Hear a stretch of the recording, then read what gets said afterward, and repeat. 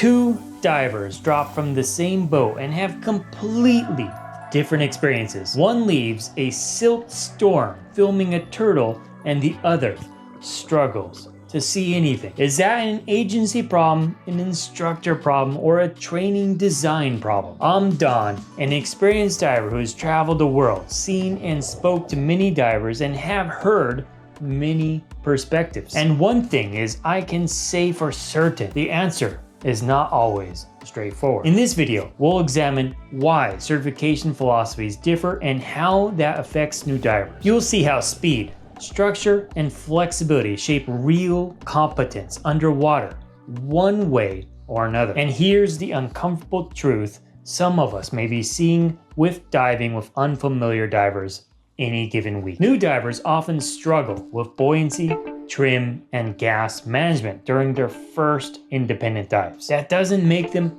bad divers, they are new divers. But how should they be expected to be performing at a higher bar out of initial certification? It means the system trained them to pass demonstrations before it built true underwater control. Understanding these philosophies helps you as a diver be in the know and be able to make the best decisions for you as you progress. And that's where we start. The dive industry's economics sometimes can reward fast, predictable certification pathways. The important thing is that every major agency meets baseline safety objectives like controlled ascents, alternate air source sharing, and mass clearing. But minimum requirements can turn into an assembly line where students check boxes without enough time to internalize neutral buoyancy, horizontal trim, which is a fundamental skill set, but often not required to cover in an initial training for certification. Compressed timelines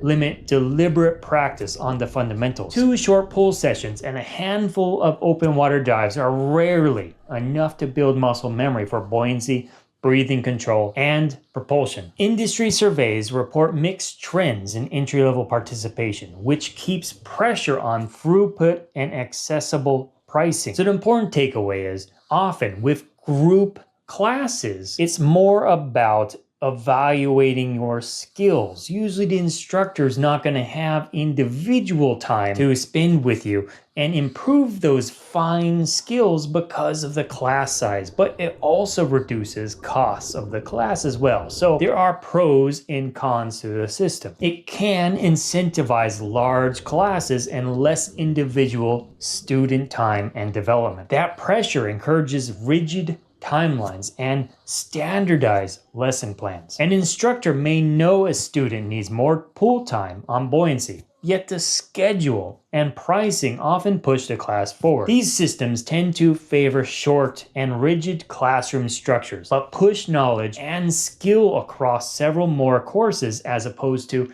one long through one. Vacation divers rarely add extra sessions once travel calendars and costs are set. But those divers may legitimately not know there is more skills they must practice before they're a proficient diver as well. It can be hard to practice diving after all if there is nowhere near your home to practice. The result is predictable on the first unguided dive, as we started this video with. A new diver really wanting to enjoy just filming a turtle. And while they're attempting to video that turtle to the best of their ability while dusting out every other diver with silt. Students can clear a regulator on command, but struggle to hover without sculling hands or constant finning, let alone being able to weight themselves properly. They can swim through a hoop, but drift up and down when they try to stop and look at something. They learned motions for a pass, not habits for control. A timed neutral hover is often assessed,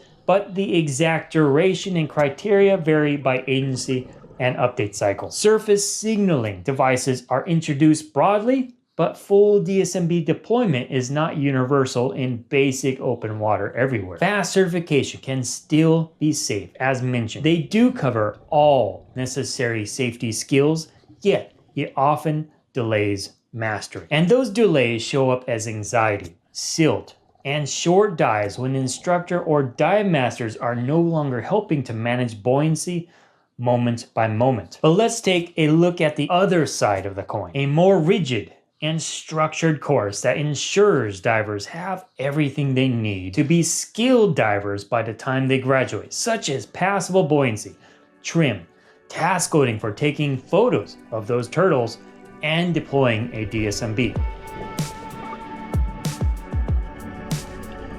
A different philosophy says a lot of divers do fine with more time, better pacing, and modern learning tools. Instead of forcing everyone through identical timelines, the instruction adapts to the student. This approach treats buoyancy and trim more like a language that some people acquire quickly and others need to practice slowly, coupled with a higher bar for passing and likely covering things such as buoyancy control more thoroughly. Most students passing these programs will be more likely to succeed in real-world diving, as opposed to dive bombing the nearest silt cluster. Further, proper weighting and distribution of the weight is often more of a focus. They replay videos often taken of the students to learn from mistakes and customize fine-tuning to each student. But if this is so amazing, why doesn't everyone do it? As all things, there is no perfect. As I like to say on this channel,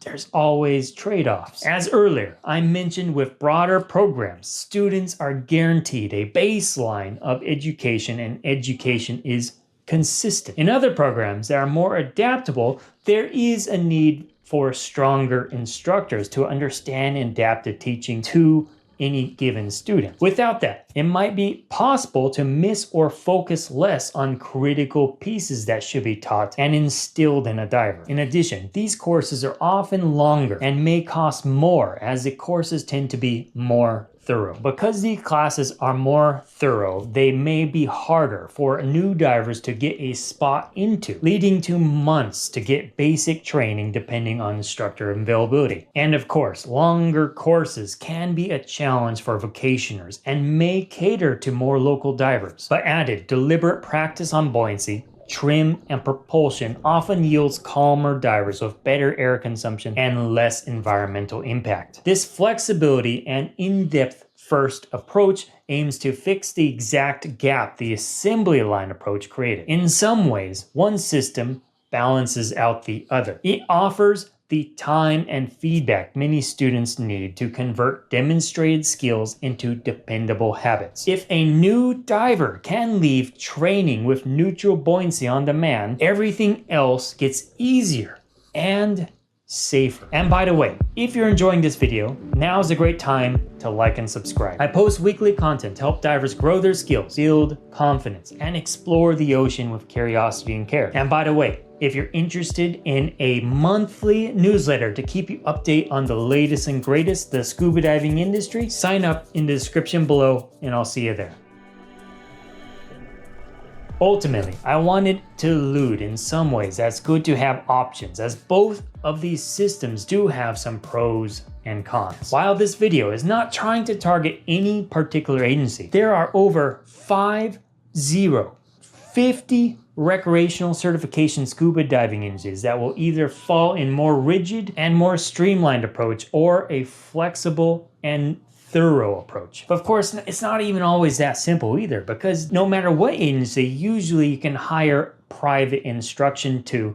And so even if that instructor is for an agency that does thorough coursework, if you hire them for private instruction, they can still take longer and be more thorough in that fashion as well. So regardless of agency, there's always that option for private instruction as well, which will of course require a good instructor, and a good instructor can work for any agency. So you have to find a good fit for you. And that allows you to provide unique blends of both worlds. And even better, you could try the assembly approach, which is the cheaper method to get through and learn your basics or even certain skills with a group. And if you feel you're not quite refined with certain skills, then you can approach a more thorough course or private instruction. And of course, competition among agencies is not a problem in and of itself. It is the engine that produces different strengths for different divers. I do feel the systems balance each other out in some ways,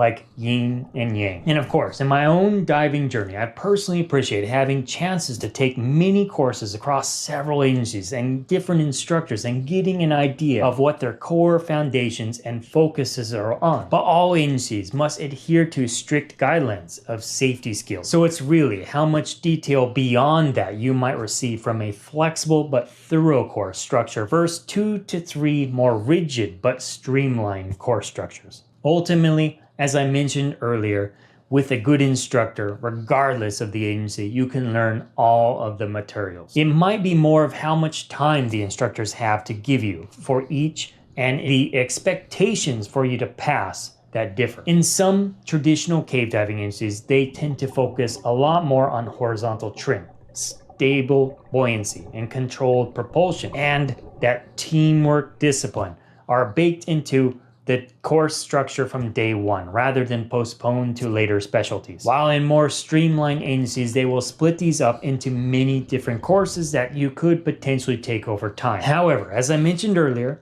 not all divers take these courses and know what they're missing. Because they are certified for open water, that might be the only course they ever take. I got my open water certification, I'm good to go, right? Not necessarily. This is why, no matter where you get your certification from, I want you to be aware of what I'd call the core competency pyramid for diving, where buoyancy control and correct weighting of your rig is your foundation, where if that is weak, all the other skills above it will be harder, if not impossible, to accomplish. Keep practicing your foundation and seek to improve the skill until it feels more like second nature. From there, your ability to hold neutral and flat trim with strong ability to manage your posture with fine weighting adjustments. You'll be able to stay flat while diving is built on top of your buoyancy. So these two layers are the bottom of your pyramid, your foundational skills. From there,